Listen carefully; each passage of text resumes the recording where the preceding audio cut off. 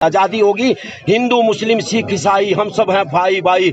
आज़ादी होगी जब धर्म को राजनीति से अलग निकाला जाएगा। मजदूर का भाईचारा जिंदाबाद था और जिंदाबाद रहेगा। और कुछ ठीक है तो विदेश में क्यों जा रहे हैं? क्यों विदेश में, अमेरिका में, कनाडा में, ऑस्ट्रेलिया में जाकर के गुरुद्वारों में शरण लेते हैं? ये मजदूरों के मकान आपा नहीं गिरने देंगे। और के आने से क्या बिगड़ा था हमारा? अगर बिगड़ा भी है तो क्या सुधरा हमारा? आप आज़ादी सोच रहे हो क्या? ये गुलामी है। ये जो लोग उजाड़ने का काम कर रहे हैं, अब की बार ये लोग उसको उजाड़ने का काम करेंगे। जब अपने मुद्दे को वापस लेते हैं, जब इनके सामने आम आदमी विस्फोट बन करके खड़ा हो जाता है। आज विस्फोट बनकर रखे हैं पर 2 दिन से चूल्हा नहीं चला यहाँ पर, यहाँ खाना नहीं खाया जा रहा, लंगर लगा हुआ है। दहशत का माहौल तो ये था कि 10-15 दिन पहले बताते हैं कि इनके गेटों पे पर्चे चिपका दिए, जैसे कि ये लोग कोई डकैती मार रखी हो, कोई ऐसा मार रखा हो कि आज की डेट में, आज के दिन तुम्हारे गांव में बुलडोजर आएंगे, अधिकारी आएंगे, पुलिस आएगी, तुम लोग अपने बर्तन उठा लो, दूर ले जाओ खेतों में। और उसके बाद यहाँ पर एक बहुत बताते हैं कि जोड़ की जो निशानदेही है, उस जोड़ को वापिस जोड़ बनाया जाएगा। मूर्ख आदमी है ये। सर, एक जोड़ के लिए पूरे गांव को बर्बाद करना क्या सही रहेगा? बर्बाद, इनमें दिमाग नहीं है, खिचड़ी खाते हैं। ये देश को और तरीके से चला रहे हैं। ये जब अपने मुद्दे को वापस लेते हैं, जब इनके सामने आम आदमी विस्फोट बन करके खड़ा हो जाता है। आज विस्फोट बन करके खड़ा हो गया। यहाँ की महिलाओं ने, यहाँ के बच्चों ने, यहाँ की बिटियाओं ने, यहाँ के बुजुर्गों ने कहा आओ ले आओ बुलडोजर को, हम लोग चौक पे खड़े हैं। तो निर्णय वापस 80-90 सालों से लोग यहाँ पर रह रहे, तो अगर बुलडोजर यहाँ पर चल जाएगा तो उसके बाद जनता कहाँ जाएगी? छोटे छोटे बच्चे वो कहाँ जाएंगे? अब ये बात ये उनको पता होना चाहिए ना। वो लोग एसी के कमरे में रहते हैं, वो 4-4 मंजिल मकान बना करके अवैध रूप से उनमें रहते हैं। उन्हें कोई जरूरत नहीं है आम आदमी की। इस आम आदमी के लिए इस तरह से तो किसान मजदूर इकट्ठा होकर के यहाँ चौपाल में जो बातें हुई, आज गाँव वालों को निर्णय वापिस लिया इन लोगों ने और अपने मुंह की खानी पड़ी। और अब 4-5 महीने में ये जो मकान है, जो बिना रजिस्ट्री से रह रहे हैं, इनकी रजिस्ट्रियां बनेंगी और ये अपना सुख शांति से यहाँ पर 75 साल से भी ज्यादा हो गया आजादी को, लेकिन बताया गया था कि जिसके पास कच्ची छत है उसकी भी पक्की छत होगी, लेकिन यहाँ तो पक्की छतों पे ही बुलडोजर चलने लगी। अंग्रेजों के आने से क्या बिगड़ा था हमारा? अगर बिगड़ा भी है तो क्या सुधरा हमारा? आप आज़ादी सोच रहे हो क्या? ये गुलामी है, ये आज़ादी नहीं है, ये तो गुलामी है। इनसे तो अच्छे अंग्रेज हैं जिन्होंने कालका से शिमला तक का आज का रेलवे लाइन जो बिछा रखी है, जितने भी पुल हैं, अपने घरोंडे का रेलवे स्टेशन देख लो, अब तक मजबूत है। जो चीज़ वो बना करके चले गए आज तक वो गिरी नहीं है। और यहाँ 1 साल पहले बनाते हैं और गिर देते हैं। ये गुलामी है और इसको किसान पूरे संघर्ष के साथ आम लोगों के बीच जाकर के बता रहा है, कभी न कभी किसान मजदूर की जीत होगी, कभी न कभी क्रांतिकारियों की जीत होगी। क्यों भाग रहे हैं लोग? क्यों गांव के गांव भाग रहे हैं? क्या इस खोरा खेड़ी गांव से भी युवा विदेश गया होगा जरूर, और बना रहे हैं कि किला तो 2 किला बेच करके विदेश क्यों जा रहे हैं? बस मेरे को ये बता दो, हमारा नौजवान जब ये देश में सब कुछ ठीक है तो विदेश में क्यों जा रहे हैं? क्यों विदेश में, अमेरिका में, कनाडा में, ऑस्ट्रेलिया में जाकर के गुरुद्वारों में शरण लेते हैं?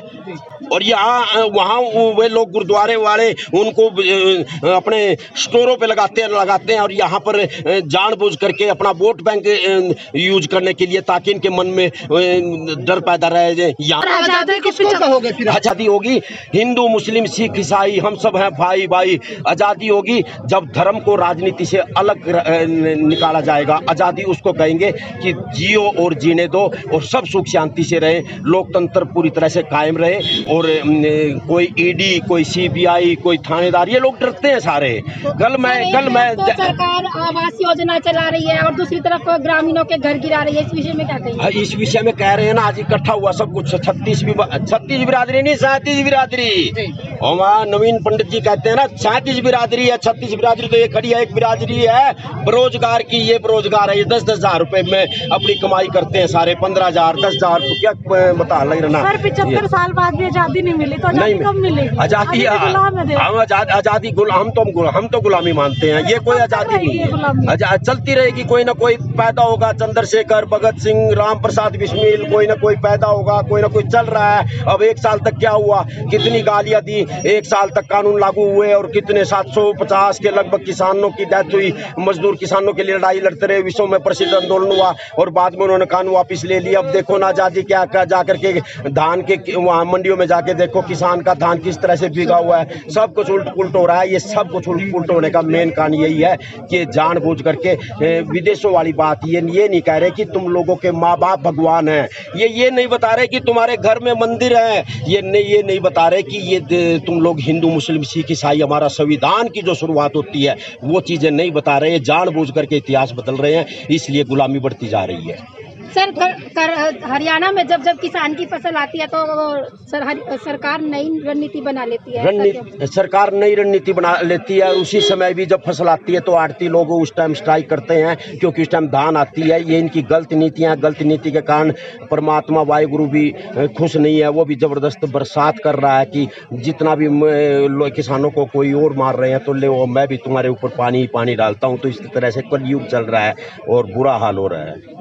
तो यहाँ पर और भी लोग, एक बार इनसे बातचीत। नमस्कार सर। नमस्कार सर। सर क्या कहना चाहोगे, मतलब इस प्रकार से इतनी दहशत फैला दी कि चूल्हा तक नहीं जला यहाँ पे?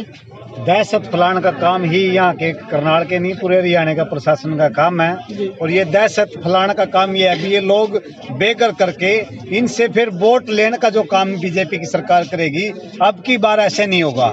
ये लोग जाग चुके हैं, जो लोग उजाड़ने का काम कर रहे हैं अब की बार ये लोग उसको उजाड़ने का काम करेंगे, जो लोग इनको उजाड़ने का काम करेंगे। सर बताया जा रहा है कि जोहड़ बनाया जाएगा आसियानों को उजाड़कर, तो ये सही है? ये बिल्कुल गलत है।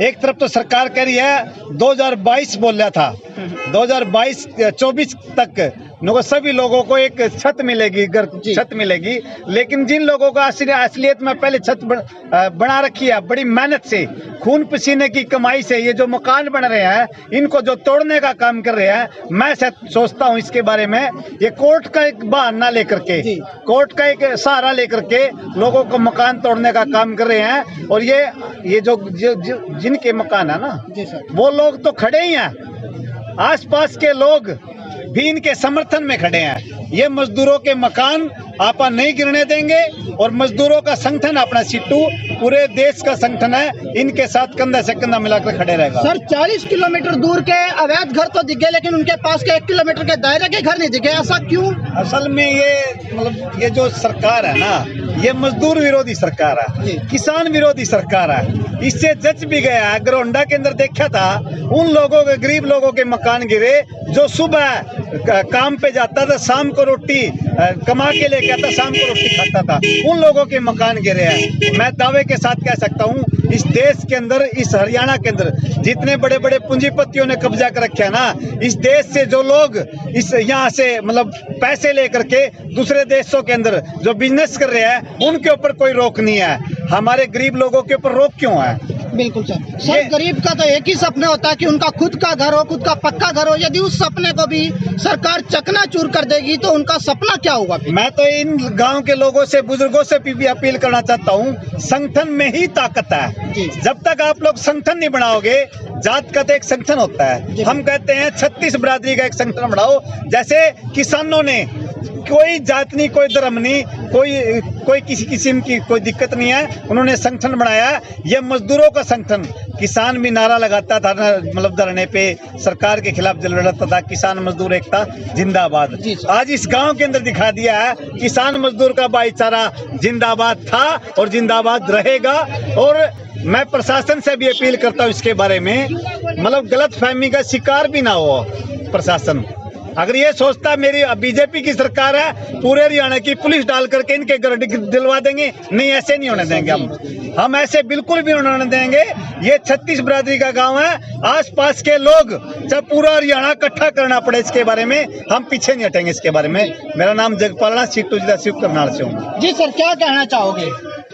मतलब इस प्रकार का रवैया, इसको सरकार को अपनी आंखें खोल लेनी चाहिए और किसी गरीब का घर नहीं उजाड़ना चाहिए। और हमारे को कहीं भी पता चलेगा कोई गरीब परेशान है, किसी के घर उजड़ रहे हैं, तो हम वहाँ पर हर हालात में पहुँचेंगे और इस सरकार के खिलाफ भी बोलेंगे। तो हम चाहते हैं कि गरीबों का आसरा ना छुड़ाएं, किसी के घर मत गिराएं। कई गरीब बंदे ऐसे जिन्होंने अभी तक भी अपने घर नहीं बना पाए, वो अगर उनके मकान, कच्चे मकान पड़े हैं, वो भी गिर जाएंगे तो वो कहाँ जाएंगे? बिल्कुल सर। हम